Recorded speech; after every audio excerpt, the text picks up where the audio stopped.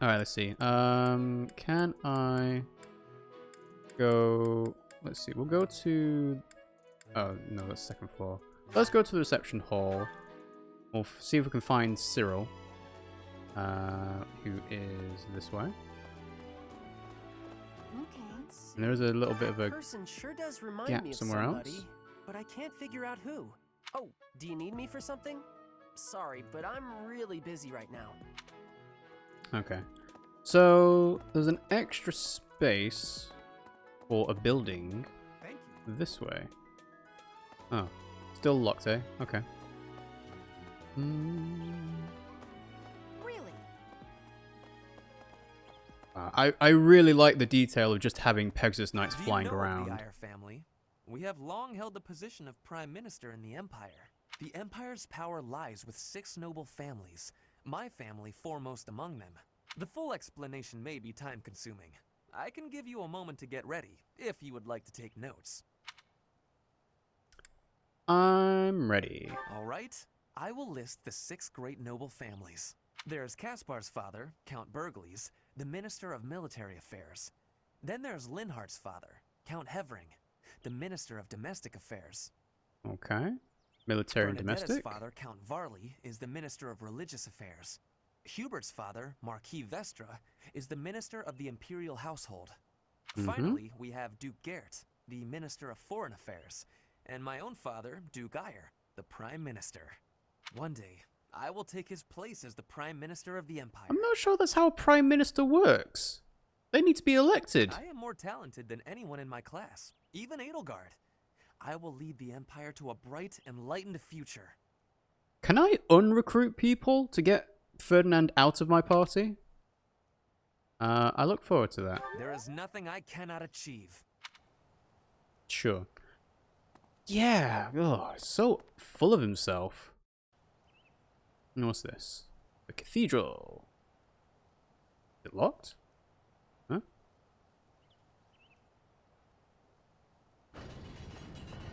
Oh, it opens up for me. Nice. Here's an idea. I hear the Officers' Academy of the Monastery was founded about 2 centuries ago. The eastern region of Fodlan was being invaded by Almyra, and so the Archbishop of the time took measures to prevent the border from being taken. In order to ensure Fodlan would be safe from potential threats, she deemed it necessary to raise a generation of excellence. That is how the establishment was founded, though its purpose has changed over the years. Cool. Alright. What's in here? Choir coordinator. I have a favor to ask. Thinking about starting choir, I need a volunteer who can help me get it off the ground. Help me find some students who love music. Find music who are passionate about music. It seems there's a sign-up sheet being passed around the dormitory. Well, there's no downside to accepting these quests, so... Mercedes? The cathedral is nice and quiet. It's so relaxing. Oh, Professor, did you come to pray to the goddess? Yes. Me too. Shall we pray together? Oh, you want me to join your class? Well, I'm already having so much fun in my current class. Sorry to disappoint, but I'll have to decline. I would like to have Mercedes in my party, though.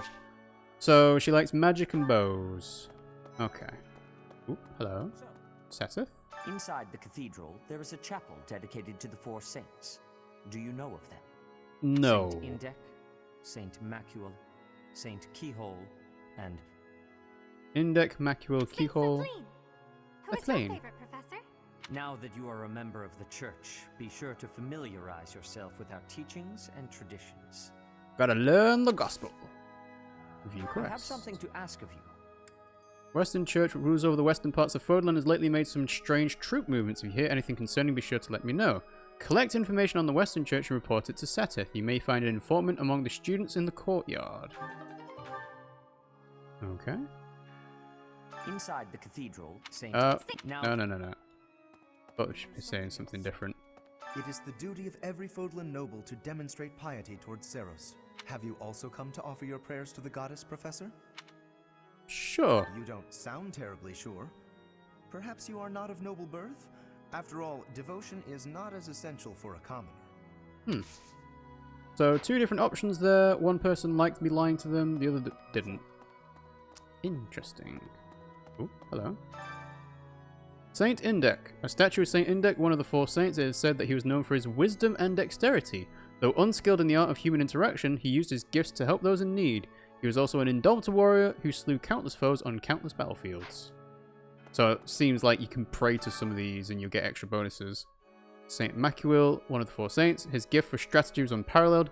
He served as a chief tactician of Saint Cyrus and was a pioneering figure for and master of the magical arts. So magic, bows, lances or healing, and then swords and fighting. Tithlain. It is said that she was a beautiful and kind soul who is beloved by all for her empathy and her ability to heal severe wounds. She is the daughter of Saint Kikol. And Kikol. A statue, it said that he was a compassionate yet stern figure whose faith was so true he was able to perform miracles. He is the father of Saint Tithlain. Okay. There's a lot of lore building in this, which I really do appreciate, because one of the things I really appreciated about the Teleus games was the fact that it felt like a big, epic world, and there was a lot going on there. And obviously there was the whole political side and aspect to it, but, you know, having lore and world building is really, really good for actually immersing yourself in the world itself. So, let's see. We have some quests. Troubling rumors. Students in the courtyard. So if I skip to the courtyard, courtyard is... Oh, where is the courtyard? Dining hall, dormitory, personal grounds, library. Well, let's go to the library because I know I need to get some recipes there. But yeah, the courtyard, is it open yet? Doesn't seem like it is. Anyway, so we've got someone behind us.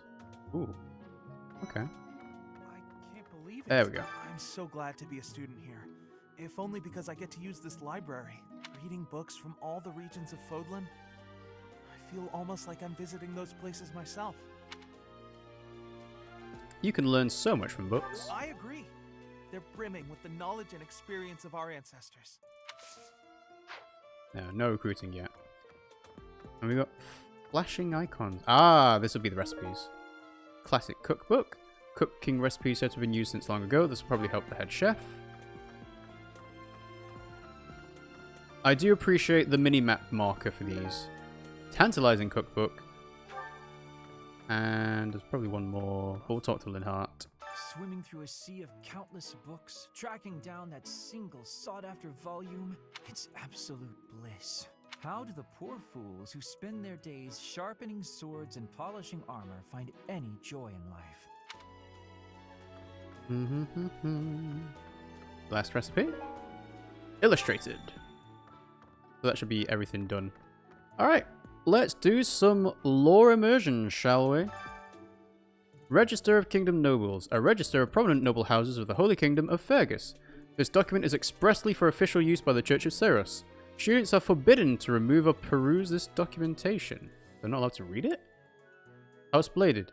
This house claims Bladed of the Ten Elites as its ancestor. It has ruled the kingdom for over 400 years, ever since Lugh, the King of Lions, claimed victory in the War of the Eagle and Lion in 751. Right, okay. This secured the kingdom's independence from the Adrestian Empire, after which Lugh was crowned as its inaugural king by the Church of Ceros. So the Blue Lions actually rebelled and revolted against the Black Eagles. I see. That might explain motivations after the time skip. House Bladed resides in... I have no idea what that says. Flerdidad? The kingdom capital, claiming all of the surrounding territory as its domain and many of the fiefdoms in the north of Fodlan as its vassals. With the passing of King Lambert in 1176, his older brother, Grand Duke Rufus of Urha, assumed the burden of ruling the kingdom in the young crown's prince's stead. Even still, strife and disorder continue to plague the land. House Freldarius. This house of dukes claims Freldarius of the Ten Elites as its ancestor. It is one of the most ancient houses on record, even amongst kingdom nobility. It is said that Kaifan, the sworn friend of Lugh, the King of Lions, was also related to the hero Freldarius. Actually, is that rolled out? Yeah, it is. Okay. House Gautier. This House of Margraves claims Gautier of the Ten Elites as its ancestor. Its territory lies in the northernmost reaches of the kingdom. As such, it has safeguarded kingdom territory against incursions by the people of the Sereng region for over 200 years. House Charon. This House of Counts claims Charon of the Ten Elites as its ancestor. Tasked with negotiating the resistance armies in the Church of Ceros during the War of the Eagle and the Lion, the head of House Charon continues the tradition of a ceremonial competition within the kingdom. House Galatea. When House Daphne, once a cornerstone of the Leicester Alliance, was divided in two over an inheritance feud, half of them defected to Fergus and established House Galatea, which has granted the noble title of Count. Much of its territory consists of a frigid wasteland where a severe famine occurred in the early 1170s. House Rowe, a noble house that once held territory in the Northern Empire. When the fortress city of Arianhord was constructed within its domain, it revolted against the Empire and pledged the entirety of its territory, including Arianhord, to the Holy Kingdom of Fergus. For this contribution, it was awarded the noble title of Count. And House Clyman. This house originally held no more than a lordship over a single castle in the west of the kingdom, but it was awarded the noble title of Viscount for its great success in the subjugation of the Duskor region in 1176. Afterwards, it was granted the Duskor region as its feudal estate. Huh, alright. So, Dedu might have some problems with anyone from House Clyman. Register of Alliance Nobles. Yep, same thing again. 1179 edition. House Raigan, the leading house of the Leicester Alliance and descendants of one of the Ten Elites. In the Crescent Moon War of 881, they spearheaded the move toward independence from the kingdom, as well as the establishment of a republic by its former vassals. They have held the esteemed responsibility of leading the Alliance Round Table ever since.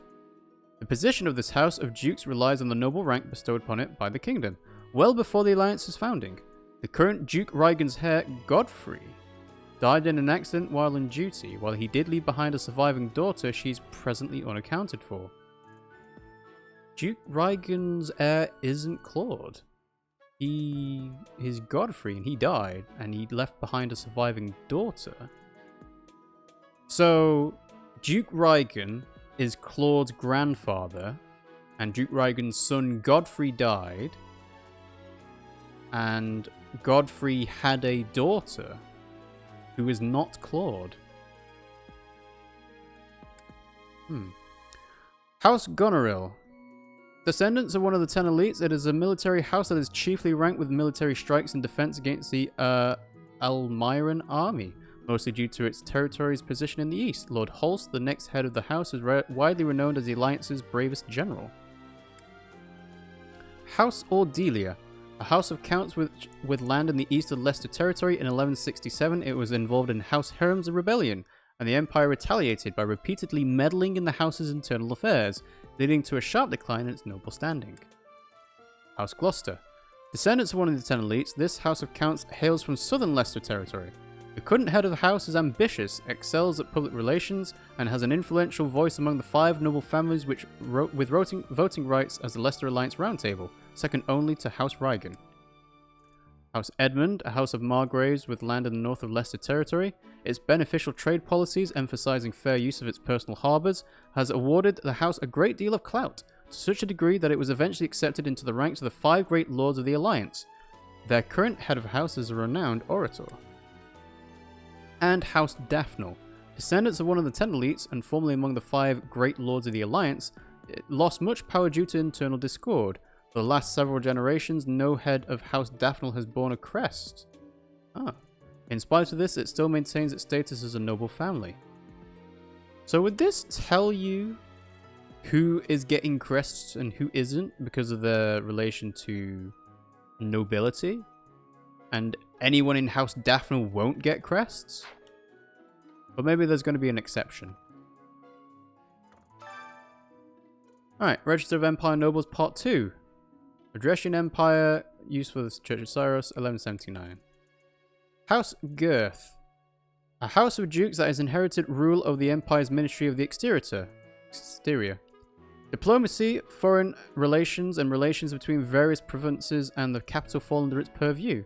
It worked hard to secure these ceasefires that ended both the Brigid and Dagda campaigns. Though complicit in the insurrection, it remains distant from associated houses.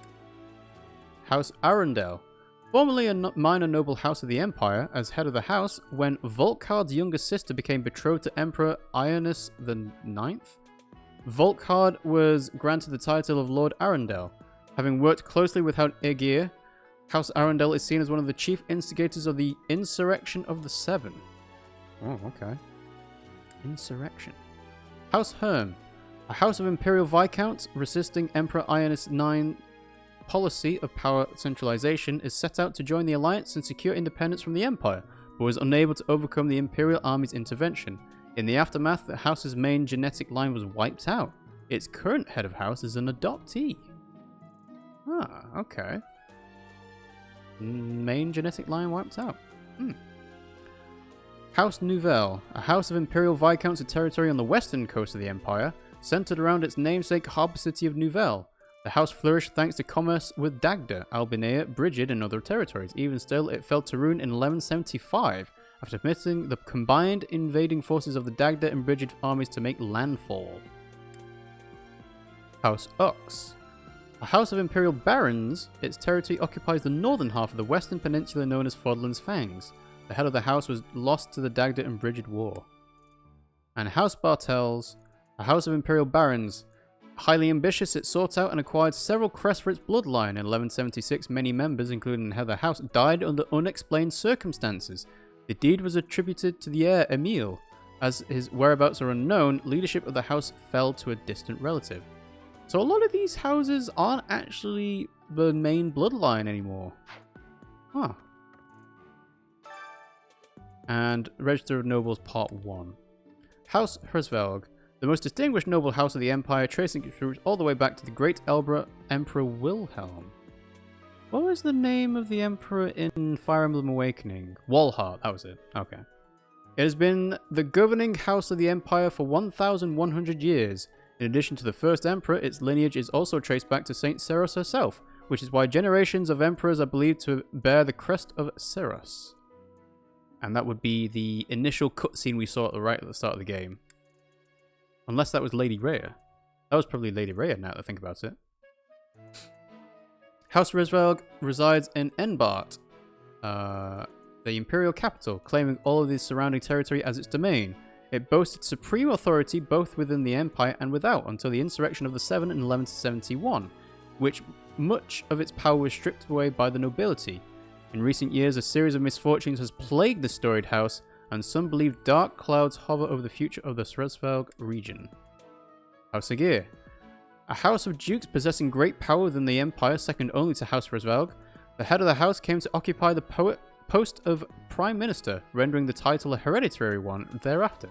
That's not how Prime Ministers work. You can't call it Prime Minister if it's a hereditary position. House Aegir led the insurrection of the Seven, and in many ways holds the true power governing the Empire. Ferdinand is directly related to the house that tried to take power over and has taken power over from Edelgard. Wow, okay. They are the leaders of the insurrection. Interesting. House Vestra. A house of marquises without a domain existing in the Shadow House Hrsvelg. In addition to managing the darker tasks of the Empire, ooh, that doesn't sound good. It is responsible for the Emperor's periphery affairs, including coordinating things such as ceremonies and rituals, Imperial Consorts, and the Imperial Guard. House Vestra was allied in House Aegir in the insurrection. House Hevering. A house of counts that inherited rule of the Empire's domestic affairs, particularly those relating to administration, finance, and the judiciary. It frequently clashes with the Minister of Military Affairs over these matters. Much of its territory lies in the Ogma Mountains, and as such it enjoys the fruits of a lucrative mining industry. House Begliers. A house of counts that has inherited rule of the Empire's Ministry of Military Affairs. It commands all the armies that do not directly belong to the Emperor. During times of war, the head of the house becomes the Imperial Army's commander-in-chief. Their territory encompasses most of the Empire's main breadbasket, Gronda Field. And House Varley. A house of counts that has inherited rule of the Empire's Ministry of Religion, whose main responsibility is to maintain amiable relations with the Church of Seros. However, due to the estrangement of the Church from the Empire in recent years, it is now more involved with the judiciary, causing political strife within the Ministry of the Interior. Oh, There is a lot of interesting stuff in this. The book. Oh, let's read it from part 1, shall we? Yeah, part 1. The revelation. The goddess is all things. She is heavens above and the land below. She is eternity incarnate. She is the present, the past, and the future. Her eyes see all, her ears hear all, her hands receive all. She who was graced with the holy word of the divine goddess, who bore witness to her magnificence, is the one called Ceres. She is the messenger of the heavens, the bridge between the lands above and below, and her blessings shall bring tidings of peace to all. With the goddess's omnipotence, and wisdom to guide her, Ceres ensures that her will be done. As the goddess's sword, Ceres wards away evil. As the goddess's child, Ceres makes emperors of mortals. As the goddess's wings, Ceres elevates her people. As the goddess's voice, Ceres spreads the word of love. That sublime sword is entrusted to you. Those emperors are crowned before you. Those wings clear your path. That voice whispers words of trust. May the blessings of the goddess follow you always. Okay. Book of Ceres Part 2, The Creation. In the beginning, amid the great cloudless ocean, Fodlan came to be. At the end of the long journey, the goddess glimpsed to the land, and there alighted. Among that sacred ground, she breathed life into the world and created all the creatures upon it. By the goddess's hand, plants took root, birds took to the sky, and animals roamed the land. Last of all, she created humanity. When the humans wished for power, she granted it. She gifted them the blessings of the earth and of the heavens. By way of the magical arts, humanity obtained great power, yet unaware that great power portends great evil. By the grace of the goddess' divine protection, humanity thrived. Through her blessings, they grew prosperous and their numbers rose. Before long, they became the most powerful creatures in all of Fodlan. All was well until darkness descended from the north, a darkness that devoured the earth, desecrated the heavens, and threw the world and its inhabitants into a state of chaos. To face this evil force, the goddess created a new well of power. She gifted certain chosen individuals with sacred blood, allowing them to wield mystical weapons that may prevail against the darkness. These souls, buoyed by their divine gifts, conquered the evil ones and drove them back to the north. They became to be known as heroes. The heroes experienced unnaturally long lives, persisting for hundreds of years. Even after they breathed their last, the power coursing through their blood remained, leaving an indelible mark upon this world. This power, passed through bloodlines, came to be known as crests. The mystical weapons they once wielded are now called heroes' relics, and so the legend of a new age was born. The descendants of the heroes sought their ancestors' powers and thusly their blood. In time they amassed crests, relics, land and wealth, using all to set the land aflame with war. The goddess's power, intended to stem the flow of evil, became a tool of destruction, all because of the greed of humanity. The goddess, grieved and heartbroken, hid herself in the heavens from whence she came. So this is all pretty much going to be endgame stuff. I'm pretty much assuming. But there's also part 5. Where are parts 3 to 4? Let's Traveler's Journal. History of Fodlan. Huh. So there are books missing. That's so. Okay.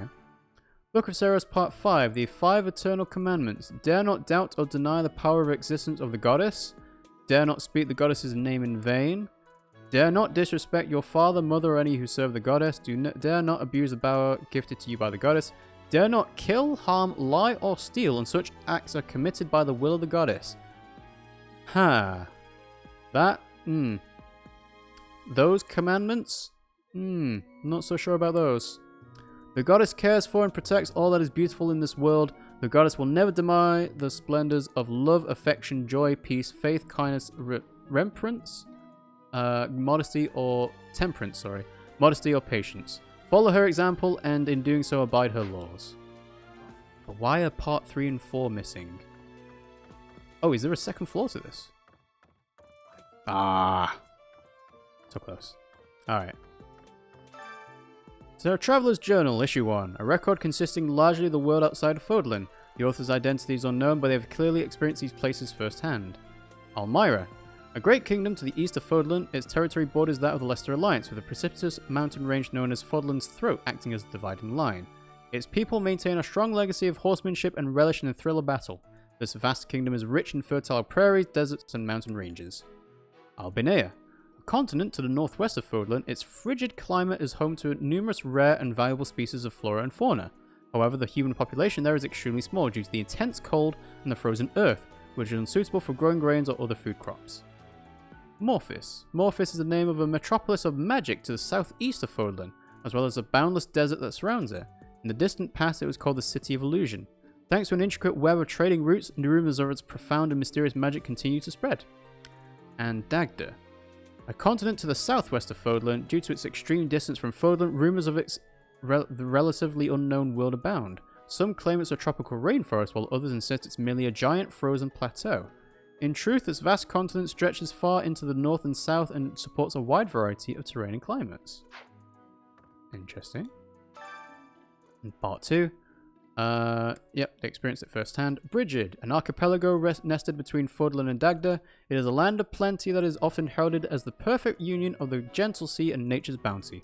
Both Fodlan and Dagda have long vied to claim this territory as their own. Ah, I see.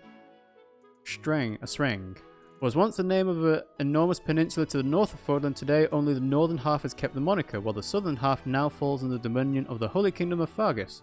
Several warlike clans call this great wasteland their home. Certain areas of this region are comprised of rocky desert.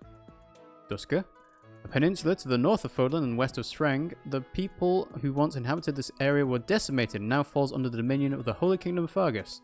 The land boasts nothing noteworthy to make it a desirable travel destination, but rumors of valuable minerals waiting to be unearthed abound. And the Ogma Mountains, an enormous mountain range somewhat south of central Fodlan. To the west, it forms the border between the Empire and the Kingdom, surrounding Garegg Mach and cutting across Empire territory. It is home to many animals and plants that cannot be found elsewhere, as well as a plethora of valuable mineral deposits. And we're almost done with the library. The History of Fodlan, Part 1. Under the tyranny of ruthless disorder, the people endured a long period of suffering. The vile Nemesis, who proclaimed himself the king of liberation, delighted in war and bloodshed. Rather than rebelling against his persecution, the people of Fodlan fell to his depths in a mad scramble to attain power through murder and theft.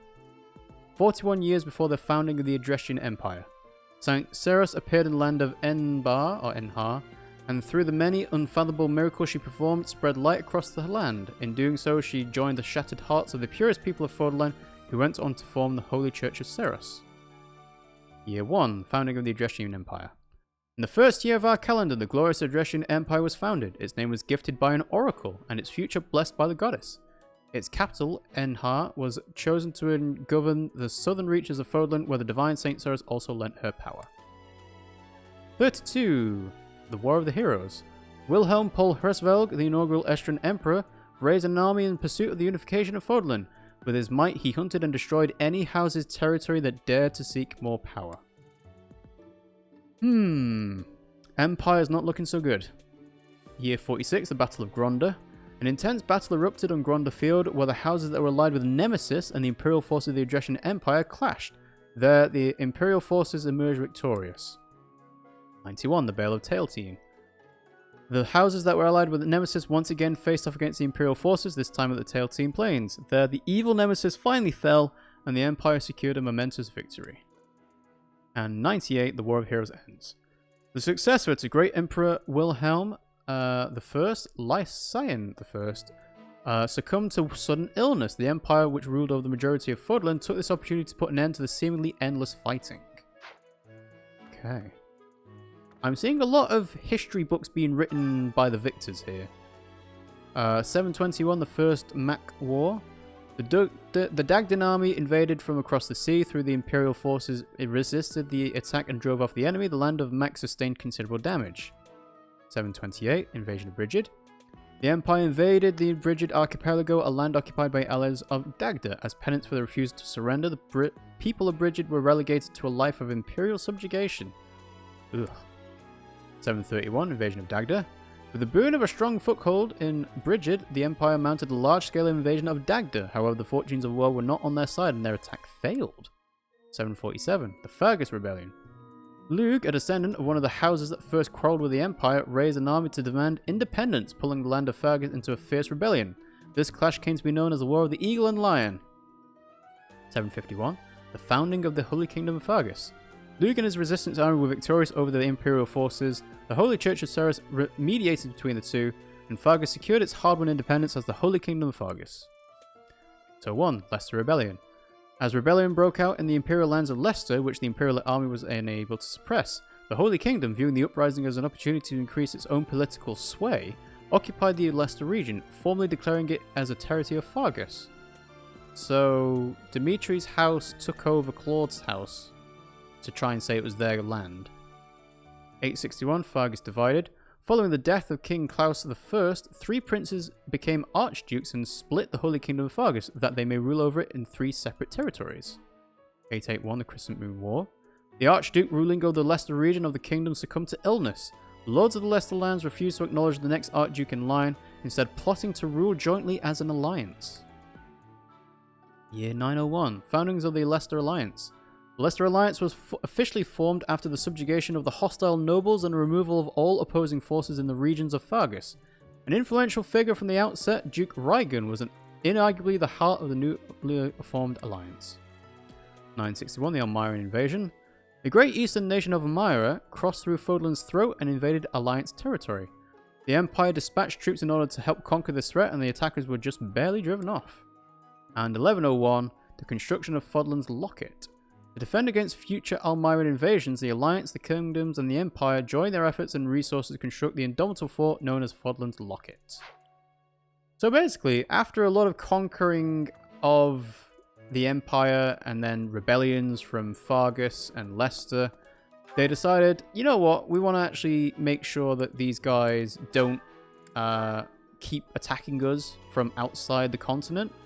Let's team up and make Fodlan's Locket. Xanadu, the Red Canyon, is a place of great significance to the Church of Seros. Even members of the church are forbidden from entering without permission. To go trampling around in there, causing trouble. Those bandits truly are morally reprehensible. See. So yeah, big lore dump. Big lore dump.